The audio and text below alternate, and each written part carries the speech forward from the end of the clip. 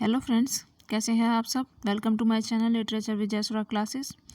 एल्टीग्रेन preparation series में जो आज हमारा टॉपिक होगा वो होगी एक sonnet the world is too much with us by William Wordsworth. William Wordsworth के बारे में तो आप सभी जानते हैं, ये एक नेचर पोइट थे। जब उन्होंने ये सोनेट लिखी तो तब वो मटेरियलिज्म को देखते हुए बहुत परेशान हो गए कि जो संसार है उसके पास अब नेचर के लिए टाइम नहीं रहा है। तो इस चीज़ से उन्होंने दुखी होकर विलियम वर्ड्सवर्थ ने the world is too much with अस लिखी थी। ठीक है, इसमें भी बताते हैं कि लोग अब मटेरियलिज्म में फंसते जा रहे हैं। उन्हें अपने आसपास जो ईश्वर द्वारा, प्रकृति द्वारा हमें वरदान के रूप में मिला है, उन सब चीज़ों को देखने का उनके पास टाइम नहीं है, तो वो इन चीज़ों को देखते हैं। अब जब उन्होंने इन सब चीज़ों को देखा तो अपनी फीलिंग इस सोनेट में लिखी है।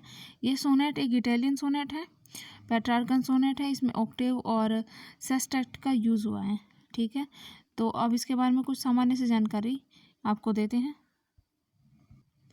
विलियम वर्ड्सवर्थ की अगर हम बात करें तो इनका जो जन्म हुआ था वो 7 अप्रैल 1770 में वर्ड्सवर्थ का है जन्म होता है। ठीक है, और इनका जो जन्म हुआ था वो यूनाइटेड किंगडम में हुआ था। इनकी डेथ हुई थी 23 अप्रैल 1850 में।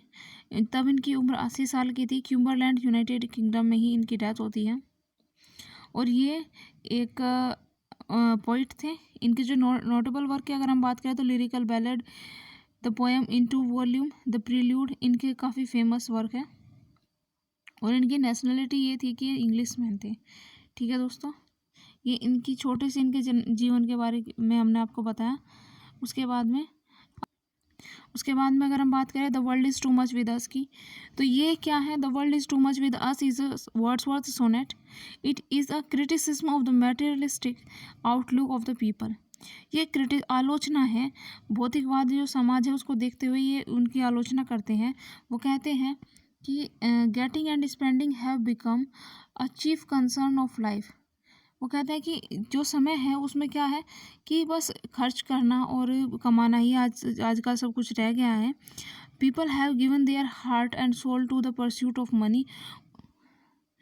वो कहते हैं कि जो लोग हैं उन्होंने क्या किया है कि लोगों ने अपना जो दिल है वो और अपनी आत्मा है बस पैसे कमाने के लिए लगा ली है।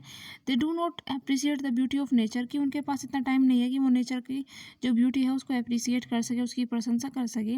The world is the poet like to be a pagan so that he may remain the touch with nature। वो कहते हैं कि इससे तो बेहतर होगा कि मैं एक पैगन बन जाऊँ। पैगन होता है जो मूर्ति पूजा करने वाला होता है, कि नास्तिक होता है, कि इससे तो अच्छा है कि मैं मूर्ति पूजा करने वाला बन जाऊँ। नास्तिक मूर्ति पूजा करने वाले को इन्होंने इस वजह से कहा है क्योंकि जब ये टाइम चल रहा था इनका वर्ड्सवर्थ का, उस दौरान मूर्ति पूजा को जो थी बैन थी एक तरह से।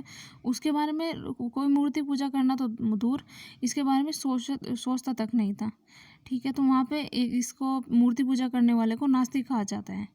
This sonnet has the rhyme scheme of A B B A B B A C D E C D ई।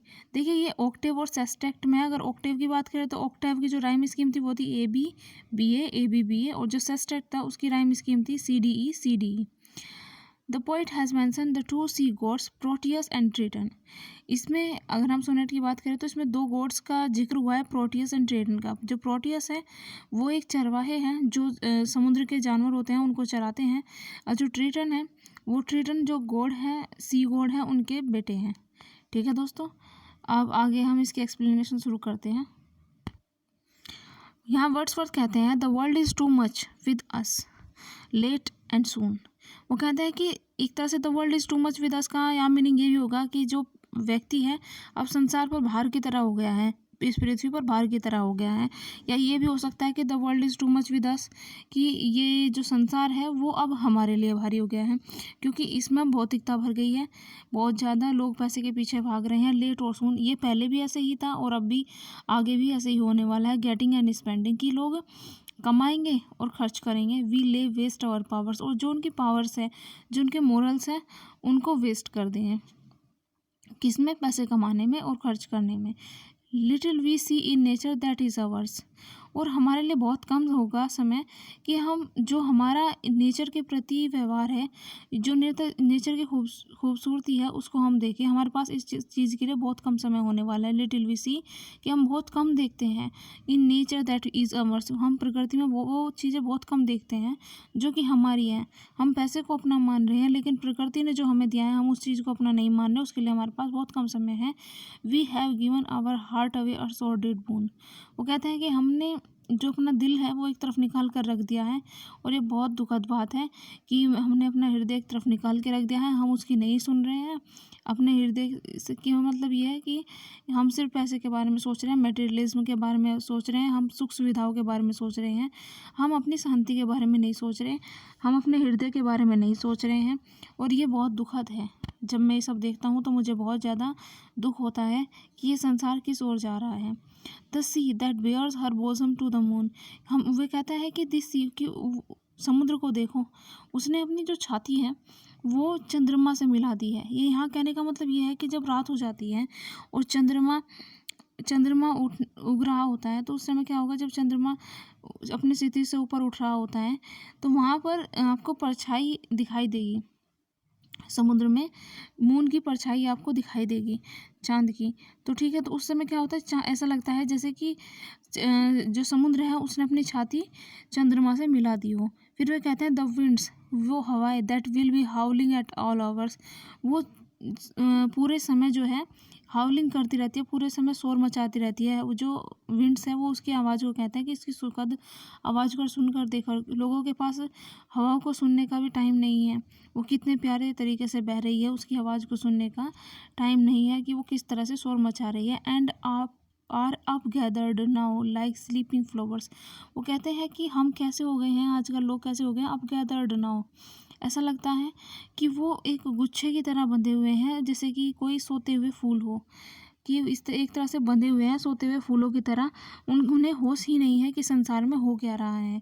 उसके बाद कहते हैं for this for everything we are out of tune. वो कहते हैं कि ऐसा लग रहा है कि अब हर चीज़ के लिए, प्रत्येक चीज़ के लिए जो प्रकृति ने हमें दी है, we are out of tune, कि हम उसे सुन ही नहीं पा रहे हैं। हम उसकी जो धुन है, जो उसके सुखद अनुभव है, उससे बहुत दूर जा चुके हैं। It moves us not. ऐसा लगता है कि अब इन सब चीज़ों से, जो ये प्रकृति ने हमें दी है, उन चीज़ों से हमारे ऊपर कोई असर ही नहीं हो रहा है। तो यहाँ इन्होंने जो इनका ऑक्टेव है इसमें कहा है कि मैं बहुत ज़्यादा परेशान हूँ ये देखते हुए कि लोग अब देख ही नहीं रहे हैं कि नेचर में क्या चल रहा है।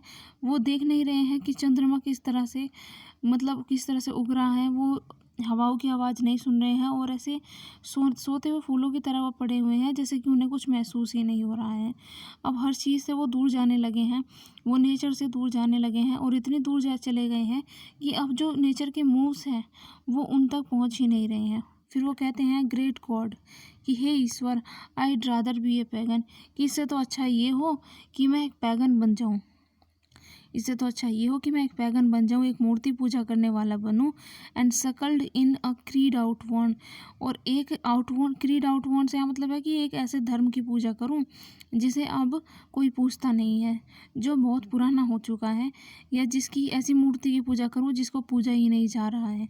ठीक है, तो ये ईश्वर, इससे तो अच्छा ऐसा होता कि मैं एक मूर्ति पूजा करने वाला बन जाता, और ऐसी मूर्त की पूजा करता, ऐसे धर्म की उपासना करता ये जो इस संसार में प्रचलित ही नहीं है, जिसे पूजा ही नहीं जा रहा है। So might I standing on this pleasant लिया।